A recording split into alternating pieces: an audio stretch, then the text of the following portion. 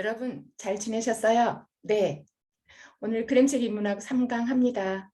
벌써 봄이 왔어요. 세상은 어수선하고 여러 가지 일들이 벌어지지만 어김없이 자연은 돌아가네요. 우리가 이렇게 자연 앞에서 어떤 생각을 해야 될지 잘 보여주는 시간들을 지내고 있습니다. 네, 지난주에 그림책과 희로애락을 살펴봤어요. 1강, 2강은 그림책 인문학에서 인간의 삶을 들여다보는 시간인데요. 어, 이제 2주 때는 그림책 희로애락을 봤고요. 모두 열심히 들어주셔서 정말 감사해요. 댓글 중에 그림책 안에 초현실, 판타지 등 무엇이든 가능한 것으로 알았는데 애언적 여로용이라는 것이 다소 궁금하다고 하신 분이 있어서 정말 반가웠어요. 네, 이렇게 질문을 주고받는 동영상 강연 괜찮죠? 네, 우리가 함께 만드는 것이죠. 네, 맞아요. 그림책에는 초현실, 판타지 등 어떤 것도 구현할 수 있어요. 예언적 요로 안에 그것을 다 담는 것이고요. 문학은 인생의 희로애락을 표현할 때 출발해서 다양한 경험을 하고 다시 출발점으로 돌아오게 하는 방향성이 보편적이죠. 그 과정에서 성장하는 것이고요. 그러니까 순차적 시간의 흐름을 전개하는 것이죠. 현실을 기반으로 해서. 그런데 그림책에도 생로병사의 순차적 시간의 흐름으로 요로형을 구현하는 것도 많고, 반면 그림과 함께 진행하는 그림책은 시간은 현재인데 생각 속에서 앞으로 전개될 삶을 미리 예측하고 제시하고 그럼에도 불구하고 나아가는 다짐을 하는 예언적 요로형이 있다는 것을 비교해 드렸네요. 예, 한 가지 덧붙이는 것은 그림책은 독자가 어떻게 사유하고 어떤 생각을 하느냐에 따라서 좀 달라지는 경향이 있어요. 그러니까 독자는 어떤 테마로 이 그림책을 이끌어 갈 것인가에 따라 그 테마가 거의 대부분 가능해져요. 춤을 출 거야는 대체로 우리가 비전, 꿈, 소망을 먼저 읽어내려고 합니다. 네.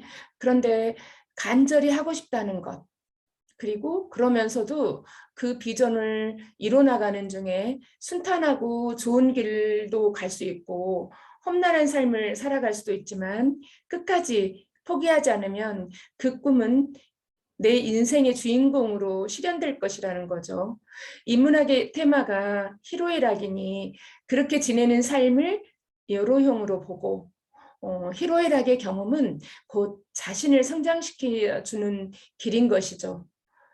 우리 모두 이 길을 살아가고 있지 않을까요? 네, 이제 이렇게 질문을 해주시면 또 덧붙일 수 있어서 너무 좋습니다. 본격적으로 오늘 이제 3강을 들어갈게요. 3강은 그림책에서 만나는 비전이죠. 네, 그러면 이걸 어떻게 진행할 것이냐 하면 먼저는 살아가게 하는 힘 비전. 그래서 비전을 향하여 나아가는 어떤 좋은 사례를 우리가 한번 보겠습니다. 그리고 그림책에 구현하는 비전, 이걸 좀 탐색해 보고요.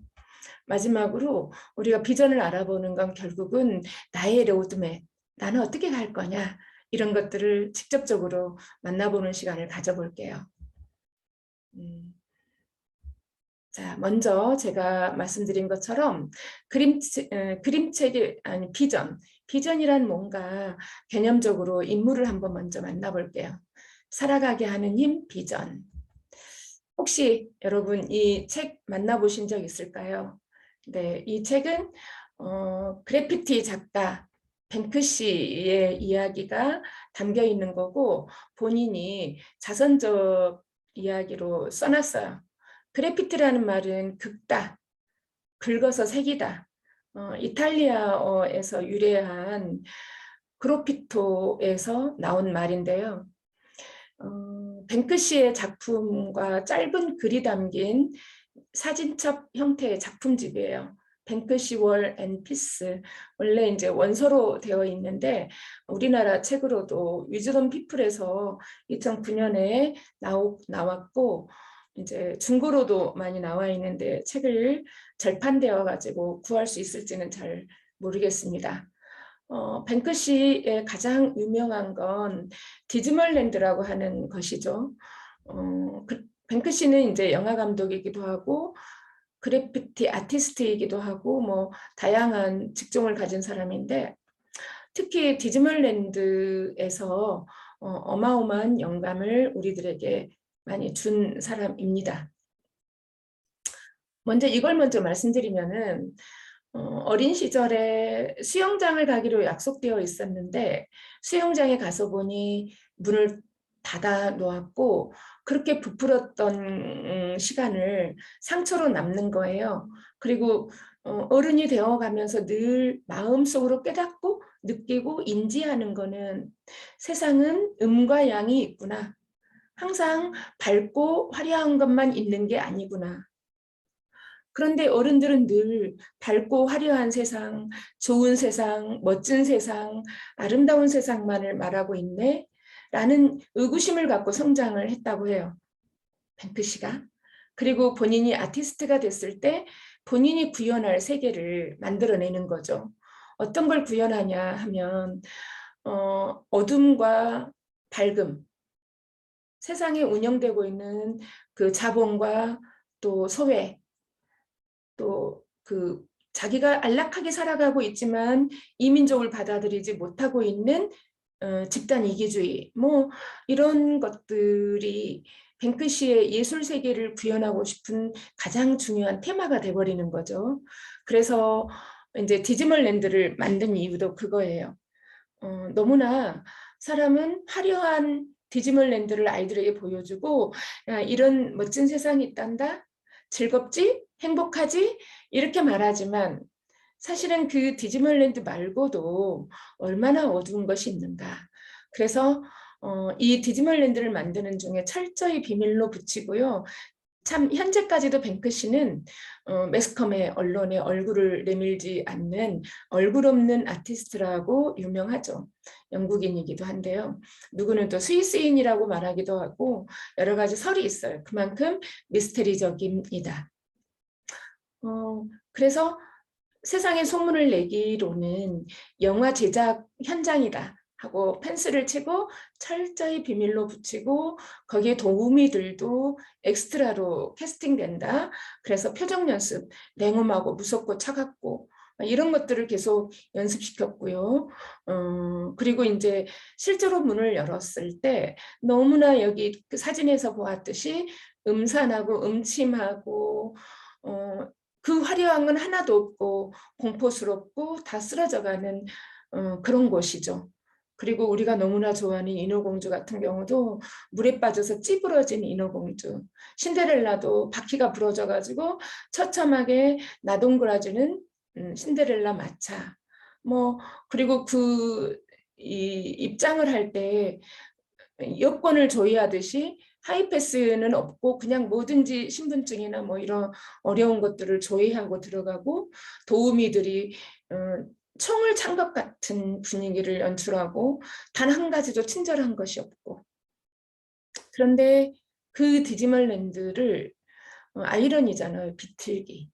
예, 그래서 그 공포스러운 이상한 연출의 디즈멀랜드를 구경하기 위해 단숨에 예정되었던 인원수가 다 매진되고요.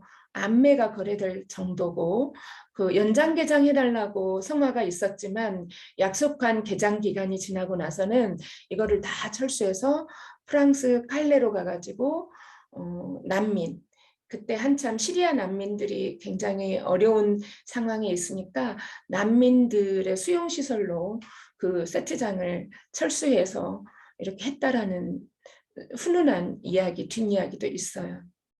그 뱅크시는 벽에다가 이제 낙서하듯이 그리는 걸 그래피티라고 하잖아요. 그렇게 그려놓았던 여러 가지 사진들, 상황들을 이 책에 엮어놓았어요.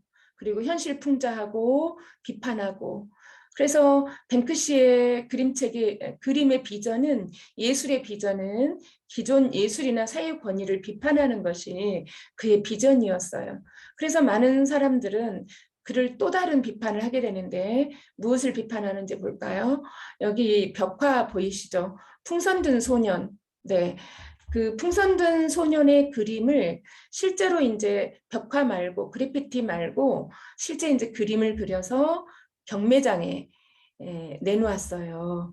고가의 경매장에 내놓은 이 그림은 단숨에 낙찰되고 낙찰된 순간에 이 그림이 폐쇄기로 찢겨나가게 세팅되어 있었던 거예요. 놀라운 일이죠. 마치 경매장을 우롱하는 듯한 느낌도 들고 아니면 이 경매 낙찰받은 사람이 자기가 엄청나게 손해를 본 것 같은 느낌을 연출하게 했죠. 하지만 낙찰자는 그걸 구입했다는 것으로 인정합니다. 이유는 비록 폐쇄기로 찢어진 그림이지만 내가 이 마지막에 낙찰받은 사람이라는 것은 역사에 남으니까 예술계에 남으니까 자기는 그 낙찰을 그대로 인정하겠다. 사라진 그림이지만 이런 이야기들이 이 뱅크시 월 앤 피스에가 그대로 담겨져 있죠. 그러면 왜 뱅크시는 그렇게 자기 그림을 낙찰시켜 놓고 폐쇄기로 찢기는 세팅을 하고 퍼포먼스를 했을까요? 바로 자기가 본 예술이라는 것은 특권층, 부유층, 자본가들이 누리는 것이지 그 외에 자본이 약하고 그런 사람들은 소장도 꿈도 못 꾸는 일이고요. 이런 모순과 아이러니를 비판하고 싶었던 거죠. 그리고 그런 것을 계속 구현해 나갑니다. 그로 인해서 본인의 예술품의 가치는 어마어마하게 상승을 하고 명품으로 진짜 돈이 없으면 살 수 없을 만큼의 고가로 거래가 되고 있어요. 그러니까 많은 비평가들은 너는 그런 예술의 자본가들이 향유하는 것을 비판하고 있으면서 실제로 너는 어떻게 그 그림을 가지고 부를 축적하니라고 비판도 해요. 그리고 제도권을 도전한다 해서 뉴욕의 지명 수배자이지만 어디에 사는지는 찾으려고 하면 찾겠지요. 하지만 구속은 하지 않고 있습니다. 왜냐하면 워낙에 예술가로서의 세계적 인지도가 높기 때문에 그렇게 바라보고 있는 거죠. 뱅크시는 법의 경계선에서 다양한 실험을 하는 그림을 그립니다. 방금 그림을 넘겼듯이 우리가 일상에 접하기 어려운 그래피티를 그려놓고요. 고발을 하고요. 심지어는 경찰관 2명이 키스하는 장면을 벽화로 그려놓기도 해요. 이 책에 그게 실려 있거든요. 그리고 이제 그런 본인도 그런 행위, 자기가 고발하는 것을 대상으로 부를 축적하는 양면성을 갖고 있지만 저는 어쨌든 우리는 동전의 앞뒷면이 있고 남과 그 낮과 밤이 있고 칼날의 양면이 있듯이 어떤 것도 딱 이것이다라고 규정할 수 없는 게 삶이라고 봅니다. 하지만 아티스트 뱅크시가 구현하려고 하는 것은 부정할 수 없어요. 수많은 영감이나 작업의 양면성들을 드러내고 그로 인해 철저히 예술은 자본가의 전유물로 전락된 현실을 우리가 들여다볼 수 있으니까요. 그러면 뱅크시는 어떤 비전을 갖고 있을까? 미션은 뭘까? 그의 역량이나 목표, 가치는 뭘까? 제가 오늘 그림책을 통한 비전은 지금까지 제가 해왔던 그림책으로 비전 교육하는 양식과는 좀 달라요. 비전이 담고 있는 건 뭘고 비전을 실현하기 위한 기본적 역량은 뭔지 이런 것들을 더 많이 접근하고 싶네요. 예전 같으면은 비전하면은 씨앗을 찾아내야 되고 자기 주도적으로 씨앗을 찾고 노력을 해야 되고 실패를 극복하고 부단히 노력하다 보면 행운도 온다. 이런 5단계의 그림책을 제시하면서 비전을 언급했습니다. 그러나 오늘은 비전의 정체를 좀 알아보는 필요가 있더라고요. 그래서 비전이란 개념 아래 비전을 가기 위해서는 우리가 어떤 과정을 거쳐야 되는지 비전과 함께 나란히 우리가 인지해야 될 것은 미션이라고 하는 거죠. 무엇을 하고 싶은 건지, 왜 하고 싶은 건지.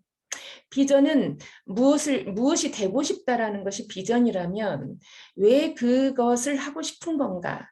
그러기 위해서 어떻게 역량을 갖춰 나가야 되고 그 갖춰 나가기 위한 과정의 노력은 무엇이 필요하고 그 끊임없는 목표를 재수정해 나가면서 진정한 무엇이 되고 싶다의 가치는 무엇인지 이런 것들을 짐작해 보는 거예요. 그럼 뱅크시의 미션은 뭔가요? 왜 하고 싶은 건가요? 네, 자기가 아티스트로 되려고 할 때 세상은 결코 아름답지 않는데 아름다운 사람이라고 주장하는 사람들은 예술품을 소장하고 있고 어른들은 아이들에게 이 세상에 대해서 양지만 보여주려고 하고 자기는 있는 그대로의 세상을 보여주고 싶은 것, 그게 미션이죠. 그러기 위해서 수많은 비판도 들어가고 또 사람들에게 추적도 당하고 그 다음에 수배자로 살아가야 하는 삶을 살아가지만 계속 목표를 수정해 가면서 가고 있죠. 그리고 그가 실현하는 가치는 뭐예요? 좀 더 좋은 세상을 만들자가 기본적인 목표겠죠. 고발에서 끝이지 않고 좀 더 좋은 세상을 만들어 보자. 그래서 예술가만 자신만의 예술 세계를 구축한 것이 미션이었어요. 그리고 미션 과정 중에 많은 시행착오와 단계별 방향성을 수정해 가면서 역량과 목표를 지향해 가고 있고 그가 지나온 길, 그 다음에 현재의 자리, 앞으로 어떻게 할 것인가를 다 짐작하게 하는 그런 과정을 지금 살아가고 있는 거죠.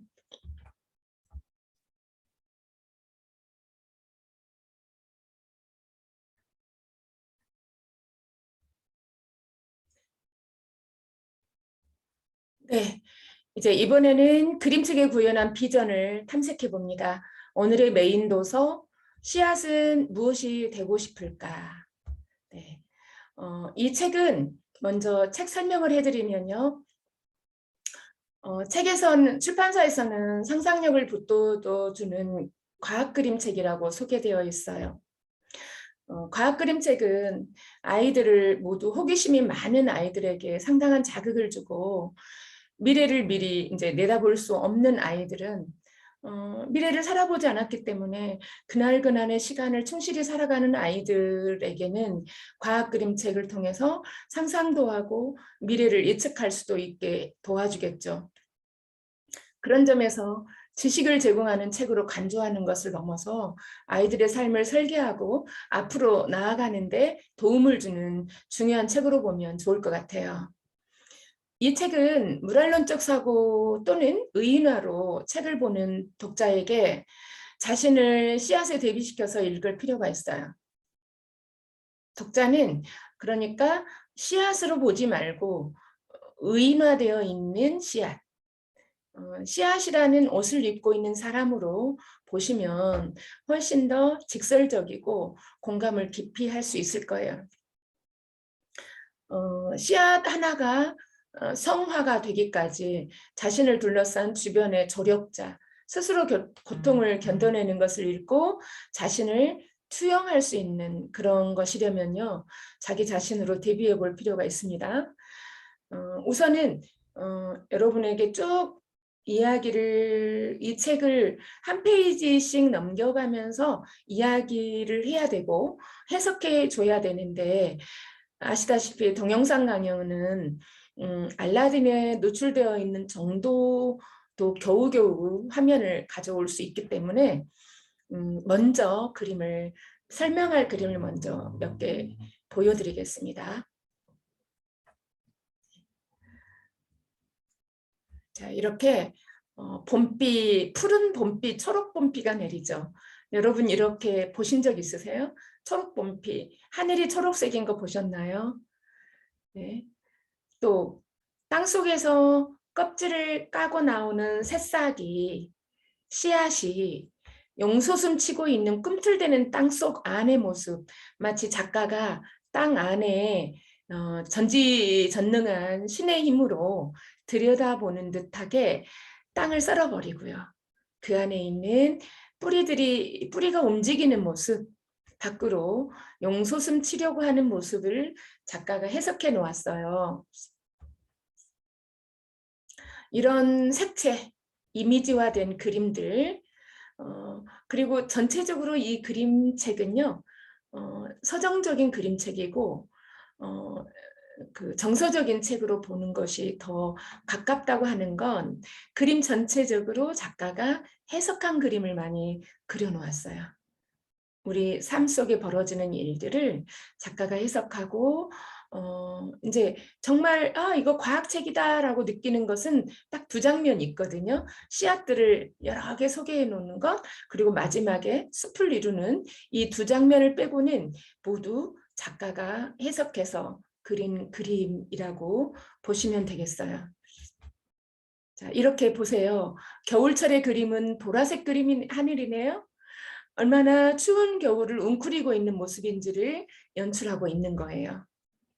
네. 그리고 또 땅에 떨어진 한 알의 씨앗. 여기서부터 출발을 합니다. 이 두 씨앗. 한 씨앗인데요. 꽃이 되고 싶을까, 나무가 되고 싶을까라는 그림을 이렇게 연출해 놨고 그 옆에 그림자처럼 소묘로 이렇게 살짝 스케치해 놓은 것은 이따가 제가 설명할 때 다시 구체적으로 말씀드리겠습니다. 어쩌면 방금 꽃과 나무는 소망, 비전, 하고 싶은 것이지 않을까요? 자, 이제 본격적으로 설명해 드리면요. 우리는 뱃속에 태아로 잉태되고 세상에 태어나는 순간부터 세상과 대면하게 되죠. 아기가. 그렇듯 씨앗도 모체에서 분리되는 순간부터 생존을 위한 삶에 직면하게 돼요. 들판에 날것으로 있게 되면은 새나 벌레의 사냥감이 될 것이고요. 그 다음에 본능적으로 그래서 땅속으로 파고들겠죠. 그럼 아까 이 그림에는 나와 있지 않지만 제가 소개한 그림에는 나와 있지 않지만 여러분이 책을 열어서 보시면은 아시겠어요. 흙이 다독다독 해주는 것 같은 작가의 해석적 그림이 있습니다. 이것을 묘사한 장면에 브라운 톤의 하늘, 그 다음에 브라운 톤의 공기를 표현해 놨어요. 독자는 이제부터 이제 시작되는 삶의 출발을 상징하는 채색에 빠져들게 돼요. 만약 이 씨앗이 자갈밭이나 바위 위에 떨어졌다면 그야말로 이제 진퇴양난이 벌어지겠죠. 어쩌면 작가는 그런 설정을 했다면 그렇게 뭐 바위나 자갈밭이나 이런 데 떨어졌다면 또 작가의 의지대로 거기에서 살아남는 장치를 또 했지 않겠어요? 그게 생존의 본능이고 살아있는 모든 것은 살아남기 위해서 어떤 식으로도 노력을 할 테니까요.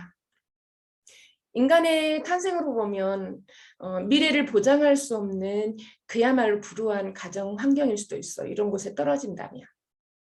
우리가 짐작할 수 없는 비참한 삶을 살아가는 영유아들, 그런 것도 관심을 가질 수도 있고요. 그 속에서도 아이들은 자라죠. 물론 사회보장으로 국가 시스템에 놓일 테지만 한 장면에서도 이런 여러 가지 갈래를 치고 뻗어나갈 수가 있어요. 갈색 그림, 갈색 하늘, 땅속에 파묻어지는 씨앗 한 장면으로도요. 이제 어쨌든 씨앗은 겨울날 춥고 어두운 땅속에서 꿈꾸고 있는 존재입니다. 작가는요, 속표지부터 새 화면을 연속 동작으로 모체에서 떨어지고 있는 씨앗을 그렸어요. 같은 씨앗인데요. 작가 전지적 시점으로 씨앗의 내부를 아까 보셨죠? 이렇게 꽃이 될까? 나무가 될까? 그거는 동그란 작은 씨앗을 열어서 마치 현미경으로 보는 듯하게 그 안에 감추고 있는 비전, 꿈, 소망을 꽃으로 나무로 형상화시킨 거예요. 좀 전에 보았던 그림이. 근데 이렇게 똑 떨어진 장면도 없고 어디에 떨어진 것도 없고 그냥 씨앗만 덩그러니 그려져 있는데 글은 한 줄에다가 씨앗만 있는 지극히 함축적 그림이에요. 근데 연속이죠. 뭘 말하고 싶어요? 이 씨앗은 무엇이 되고 싶을까? 이제 출발하는 거예요. 여기에서 우리가 간과할 수 없는 것은 꿈을 꾸고 있는 그러니까 비전을 간직하는 씨앗의 그림자예요. 아까 제가 뭐라고 하셨죠? 말씀드렸죠? 이렇게 꽃은 작게, 또 나무는 크게, 설렘처럼 보이기도 하고, 꿈을 꽃으로 그렸을 때와 나무로 그렸을 때의 그림자는 크기가 확연히 달라요. 이렇게. 나무와 꽃의 크기가 달라서 역할의 크기를 물리적으로 가름한다는 건 아니고요. 저마다의 설렘, 기대감, 앞으로 살아갈 이런 것들에 대한 비전을 읽을 필요가 있죠. 이제 세 번째 화면부터는요. 여전히 작가는 땅을 투시하면서 땅속의 씨앗의 모습과 하늘을 등장시키기 시작해요. 모처로부터 이미 분리된 씨앗을 연속적으로 그렸다면은 이제 땅속으로 들어간 씨앗, 가을, 겨울, 봄의 시간을 이어가는 화면이 나와요. 네, 가을의 하늘은 갈색이고 땅속의 씨앗을 벌레나 외부 위험으로부터 흙이 단단히 지켜줘요. 그리고 아기가 태어나면 100일 돌잔치를 하죠. 갓 태어난 새 생명에게 지극히 보살핌이 얼마나 필요한지 보여주죠. 겨울을 나타낼 때는 보라색 하늘, 씨앗을 둘러싼 보라색 기운들이 그려져 있어요. 어쩌면 우리 아기들이 처음으로 엄마 품을 떠나 대집 다닌 유치원이나 집이 아닌 세상에 첫 발을 내딛는 시간이라고 여겨지죠. 이때 부모도 아이도 모르는 사이에 자신의 삶의 길이 그려지고 있을지도 모를 일이에요. 이때 아기 때, 영유아기 또는 유치원 때 어떤 사람이 될지 무엇이 될지는 부모도 아이도 모르지만요. 살짝 그려질 수 있겠죠. 막연하고 어렵고 춥고 등 이런 나아가는 길에 대한 두려움과 망설임도 따를 테고요. 그 다음 화면은 봄입니다. 초록비가 내리고 초록 기운이 돋아요. 좀 전에 본 그 그림요. 땅속에도 초록 기운이 돌고 씨앗 주변에도 초록이 감싸요. 씨앗을 향한 만물의 응원이 시작됩니다. 씨앗도 그 응원에 힘입어서 서서히 자기다움을 찾아갈 준비를 하죠. 인간으로 보면은 이때가 초등학교부터 청소년기라고 볼까요?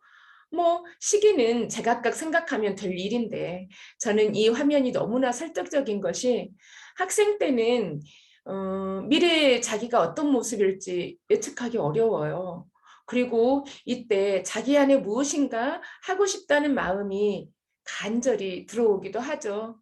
안타깝게도 우리나라는 성적으로 미래를 결정하는 시스템이긴 하지만 그래도 그런 중에도 우리 아이들 마음 안에 뭔지는 모르지만 비전이 들어오기 시작합니다. 응원해 주셔야 돼요. 마치 아무것도 없는 무기력한 존재로 그냥 가방 들고 학교로 집으로 왔다 갔다 하는 것 같지만 아이들 안에는 자기 안에 하고 싶은 간절함이 있어요. 그것이 씨앗 주변에 형광의 라인에 초록이 그려져 있어요. 어떤 존재도 자기의 미래에 대한 기대와 설렘은 있는 것입니다. 이제 씨앗이 껍질을 벗기는 장면, 꿈틀대고 밖으로 솟구치는 장면 보셨죠? 이렇게 땅이 막 움직이고 지금 바로 이 장면인데요. 새싹을 피우는 장면이 연속적으로 이제 새 화면이 펼쳐지는데요. 아직도 자신이 어떤 모습일지는 모르지만 서서히 자신의 모습을 탐지하기 시작합니다.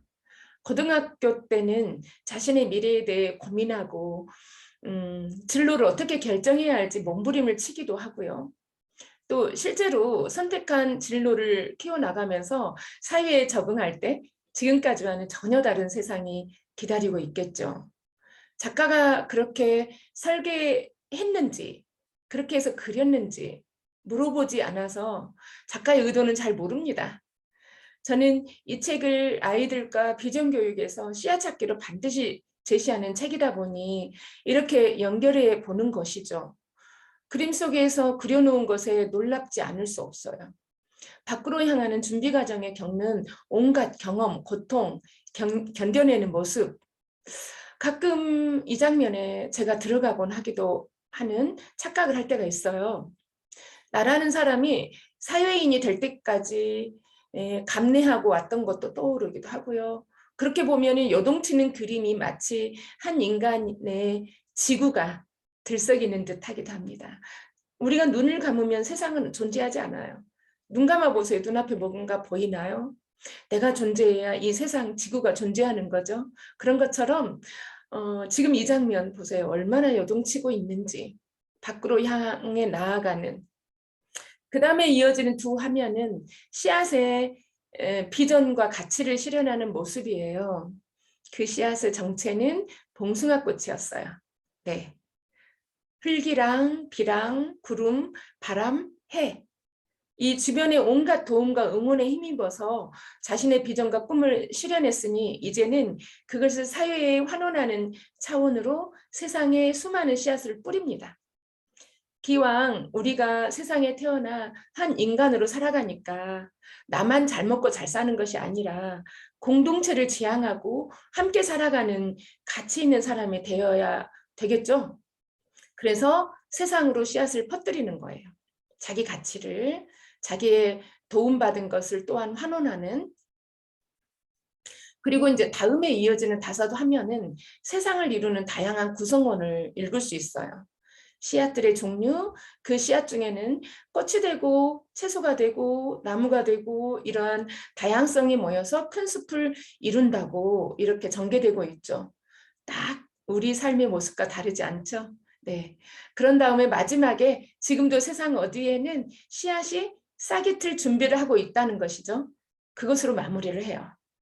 과학도서이긴 하지만 다분히 서정적이고 긴 서사를 이루는 멋진 그림책입니다. 이렇게 우리가 씨앗의 한 장면 한 장면을 살펴보았고요. 좀 전에 제가 말씀드린 봉숭아꽃 이렇게 퍼뜨리는 장면 다시 한번 확인해보고 채소가 된다거나 꽃이 된다거나 그 모든 것들이 모여서 이렇게 숲을 이루어내는 거죠. 숲의 상징성. 큰 것만이 존재하는 세상이 아니고요. 큰 것은 큰 것대로 작은 것을 보살피고 자기보다 더 작은 존재를 보살피고 그 작은 것은 또 작은 계속 이렇게 세상의 모든 구성원들이 어우러져요. 이 질서가 하나라도 파괴되면은 세상은 무너집니다. 그런데 우리가 살고 있는 세상은 큰 비대한 존재들이 정말 작은 유약한 존재들을 잠식하고 집어삼키고 있는 현상을 보여주고 있죠. 그렇다면은 그 작은 존재들이 무너지면 큰 존재도 무너지는 그 세상의 이치를 모르고 있는 거죠. 그 비대한 존재들은. 그래서 지금 우크라이나 러시아 전쟁도 그의 연관성에 놓여 있고요. 세계가 바라보는 관점도 그게 놓여져 있습니다. 숲의 상징성은 그 세상 모든 것을 담고 있다고 보시면 되겠어요. 자, 이제 우리가 하나로 보기에는 너무 아쉬우니까 키오스크라는 그림책을 한 번 더 살펴볼게요. 마찬가지로 그림을 먼저 쭉 살펴볼까요? 먼저 용어를 정리한다면은 키오스크라는 뜻은 신문, 음료수 등을 파는 매점을 뜻하는 영어 단어예요. 원래는 이슬람 건축의 형태로 원형 정자를 일컫는 말이기도 한데요. 또 다른 용어는 공공장소에 설치된 터치스크린 방식의 정보 전달 시스템을 뜻하기도 합니다. 이 책은 꿈을 찾아 떠나는 올가의 기상천외 의한 여행이고요. 이 작품은 이제 스웨덴 피터팬 상을 받았어요. 피터팬 상은 뭐냐면 애니메이션으로 유명한 이 상은 2000년에 IBBY 스웨덴의 북페어에서 제정한 상입니다. 우리나라로 보면 KBBY 역할을 하는 것인데요. IBBY는 국제아동청소년도서 선정위원회고요. 각 나라에 지부가 있어요. 우리나라는 KBBY이고요. 스웨덴의 아동 청소년 도서를 세계를 넓히고 풍요롭게 하는 번역본에 수여되는 상인데 이 그림책으로 2021년에 수상작이 되기도 했어요. 2000년 애니메이션을 받았다면 그림책으로는 작년에. 키오스크는 이제 사고에 가까운 우연한 행운으로 꿈을 찾는 여행을 떠나게 되는 올가의 이야기를 들려주고 있는데, 먼저 여러분들한테 설명을 돕기 위해 그림을 먼저 쭉 허용된 범위 안에서 그림을 먼저 살펴볼게요. 키오스크는 올가는 작은 키오스크, 자기 몸의 정도 사이즈의 고도 비만을 하고 있는 올가의 사이즈에 딱 들어갈 정도의 그 공간에서 이렇게 늘 왔던 손님들에게 최적화된 상인이에요. 어떤 손님에게도 맞춤형의 물건을 주는 키오스크죠. 그리고 틈틈이 그 올가 키오스크 안에서 여행 책을 보고 있는데, 표정으로는 단 한 번도 슬프거나 이런 표정이 없어요. 밤에는 이렇게 불을 켜놓고 그 안에서 책을 보고 씻고 먹고 또 여행책을 보고, 여행책을 보면서 잠들 때 너무너무 행복한 표정이죠. 네. 그리고 그런데 어느 날 이 키오스크가 무너져요. 장난꾸러기 친구들이 몰래 먹는 것을, 훔쳐먹는 걸 막으려다가 그만 넘어졌고요. 이제 여기서부터 하나하나 설명해 드리겠습니다. 지난 진짜 본격적인 그림 여러분이 직접 열어서 보고, 네, 아까 얘기했듯이 올가는 자기 몸 하나 간신히 들어갈 만한 작은 가게에 하루 종일 앉아서 신문이나 잡지 복권을 팔죠. 길거리 가판대 키오스크가 올가에게는 일터이자 쉼터이고요. 나아가서 자기 인생이기도 해요. 늘 비슷한 시간에 비슷한 물건을 사는 손님들이 지나가고, 올가는 어떤 손님이 무엇을 살지도 아주 잘 알고 있고요. 손님이 없을 때 좁디 좁은 키오스크에서 올가가 할 수 있는 일이라고는 그저 여행 잡지를 읽으면서 석양이 황홀한 바다를 꿈꾸는 거예요. 언젠가는 두 눈으로 직접 그 아름다운 노을이 지는 바다를 볼 수 있기를 마음속으로 바라보고 있고요. 그런 올가는 바깥에 단 한 발짝도 내밀지 않죠. 그리고 하지만 그런 내밀지 않는 올가인데, 밖으로 나가지 못하는 올가이지만 유쾌하고 즐겁고 손님의 기호에 딱딱 맞게 잘 진행하고 있어요. 묵묵하고 충실한 올가. 아무리 작은 곳이지만 자기 삶을 충실히 살아가고 있고요. 여행 정보를 볼 때는 더없이 멋진 꿈을 꾸기도 해요. 이 책의 특별한 매력은 상당히 안타까운 분위기이거든요. 그 고도 비만을 갖고 있는 올가, 밖으로 나오지 못하는 올가, 그런데 왠지 자꾸 웃음이 실실 나오고 코미디가 깔려 있어요. 물론 블록 코미디는 아니고요. 풍자도 아니고요. 고도 비만. 우리의 편견은 이런 사람이 무엇을 할 수 있을까로 시작되기 십상이죠. 굳이 코미디, 풍자를 넣는다면 편견을 이야기하고 있지 않을까. 굳이 넣는다면요. 편견으로 사람을 보지 말라. 뭐 이런 어떤 경고 같은 것도 느낄 수 있어요. 일단 그것은 뒤로 하고요. 우리가 말하고자 하는 거는 뭐예요? 비전이거든요. 그러니까 뭐 풍자, 경고, 이런 고도 비만 이런 것보다 이런 고도 비만의 올가가 어떻게 갈까요? 저는 이 책에서 아까 그 자기의 비전을 찾아가기 위해 노력하는 사람에게 행운이 따른다고 했잖아요. 노력하고 준비하지 않으면 그것이 행운인지도 모르고 지나가죠. 올가 역시 비록 작은 키오스크 안에 있는 생활이지만 틈만 나면 여행책을 보고 판타스틱 투어 보스가 지나가면 간절히 쳐다보고, 여행지를 스크립해서 키오스크 안에 붙이고, 이런 간절함 덕분에 키오스크가 넘어지는 사고가 나고 바로 세우려다 이동을 하게 돼요. 이동요. 단 한 번도 이동하지 않은 키오스크가 움직이게 된 거잖아요. 얼마나 큰 변화예요. 붙박이로 있다가 키오스크를 들고 자리를 움직일 수 있다니까요. 저벅저벅. 지나가는 사람들은 이 놀라운 광경에 사진을 찍느라고 바쁘고요. 사고는 여기서 그치지 않아요. 다리를 지나는데 강아지의 목줄에 걸려 강물에 빠지게 돼요. 우리의 올가. 이때도 잠깐은 애매했겠지만 배의 역할을 하는 키오스크에게 몸을 맡기고 물결을 따라 이동을 할 때 너무나 즐거워해요. 결국 가서 해안가로 가고요. 이동하는 중에 노래도 부르고 물장구도 치고요. 거기에서 이제 해안가에 도착해서는 진짜 자기가 그렇게 간절히 바랐던 저녁이면 황홀한 석양을 마음껏 바라봅니다.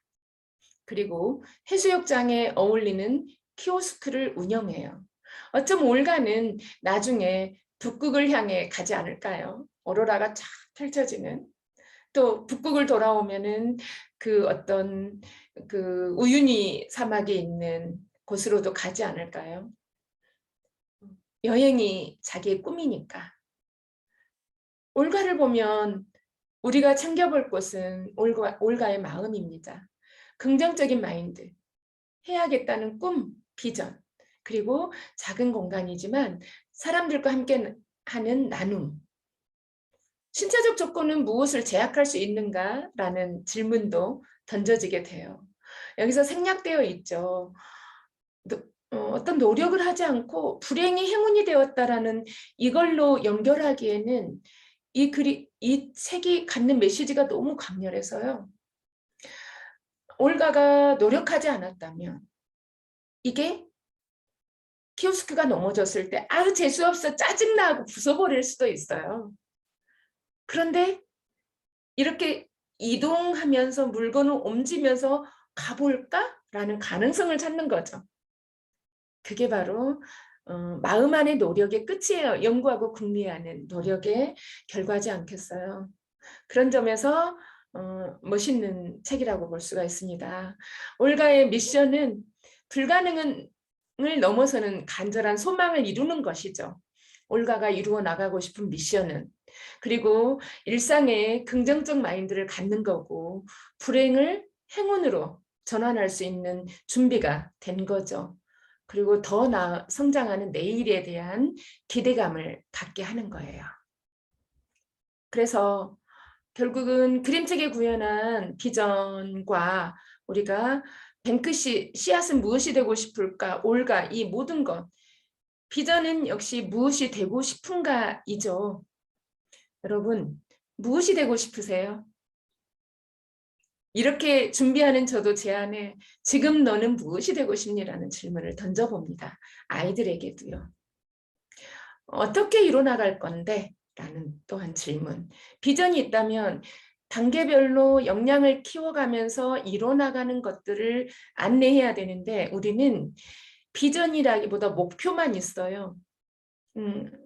그 비전, 꿈, 뜬구름 잡는 의사가 되거라, 돈 많이 버는 사람이 되거라, 뭐 정치인이 되거라, 무엇이 되거라는 있는데 미션이 빠져버리면 미션은 단계별 역량 강화가 있어요. 목표 수정도 계속 단계별로 해나가고요. 이번 단계는 무엇, 다음 단계는 무엇, 다음 단계는 무엇, 구체적 대안. 아이들은 모르죠. 안 살아봤기 때문에. 그리고 우리도 몰라요. 이 다음에 안 살아봤기 때문에. 하지만 비전이 있다면 올가처럼 끊임없이 책을 들여다보고 내가 어떤 준비를 해야 될지, 어떤 단계를 거쳐야 될지 이게 미션으로 오겠죠. 그 다음에 어떻게 이뤄 나갈 것인가. 그리고요, 가치도 중요해요. 뱅크시는 자기의 가치는 이 세상을 양지만 보여주면서 한쪽 눈을 감게 하지 않겠다. 두 눈을 다 뜨고 좀 더 현실적으로 잘 살아가는 세상을 보여주고 싶다. 이게 가치죠. 그러면 우리가 앞으로 갖는 비전의 가치는 뭘까요? 네, 정말 나만 잘 사는 세상이 아닌 나와 이웃이 다 잘 살아가는 세상. 이게 진정한 가치가 아닐까 하는 생각이 듭니다. 그래서 다시 되풀이돼 나오네요. 그러면 이걸 다시 이제 표로 보면 나의 세상에서 실현할 가치와 실천, 행동은 끊임없이 지향해 나가야 되고 실천의 바탕 안에 나의 비전은 미션을 충족해 나가야 되고요. 비전은 미래의 나의 모습을 실현해 나가도록 확장해 나가야 되고, 목표는 미래의 비전의 결과죠. 결국은 드러내야 될 결과입니다. 그래서 그걸 향하여 나아갈 때 어떻게 달성할 것인지 계획과 방법을 전개해 나가야겠습니다. 이렇게 그림책을 통한 비전 인문학을 살펴봤습니다. 네. 여러분, 감사합니다.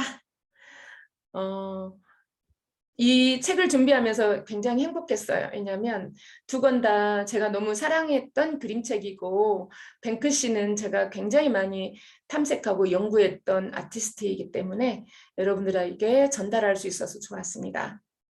비전 인문학을 들으면서 한 분이라도 자기 마음 안에 작은 소망이 들어서고 미션과 역량, 목표, 가치 이런 것들을 조금씩 지향해 나가고 성장해 나가길 바라봅니다. 지난주에도 참여해 주셔서 감사했고요. 이번 주에도 역시 온라인 두 군데를 이용해서 많이 참여해 주시기 바랍니다. 그게 또한 우리의 삶을 조금 더 나아가게 하는 길이기도 하죠. 네, 한 주간 잘 지내시고 다음 주에 또 만나요. 감사합니다.